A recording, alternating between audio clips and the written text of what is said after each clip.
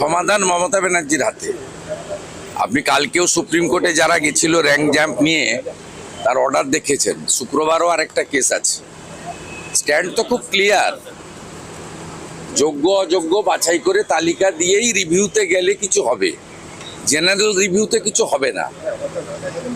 প্রত্যেকবারই নানাভাবে supreme court বলছে যে অযোগ্য মানে অযোগ্য। পুরো বিষয়টা মমতা ব্যানার্জির হাতে। এবং কালকে পরশুদিন প্রাইমারি হিয়ারিং এ দেখেছেন এজি কি বলেছে। বলেছে বেনিয়ম মানে দুর্নীতি নয়, বেনিয়ম আর দুর্নীতি এটা তো সমার্থক, সবাই জানে। সরকারের এজি বলছে দাঁড়িয়ে আপনারা তো সবচেয়ে বড় ইস্যু ধরছেন না। 7ই মে উচ্চ মাধ্যমিকের রেজাল্ট বেরিয়েছে, ভর্তি প্রক্রিয়া বন্ধ হয়ে আছে ওবিসির জন্য।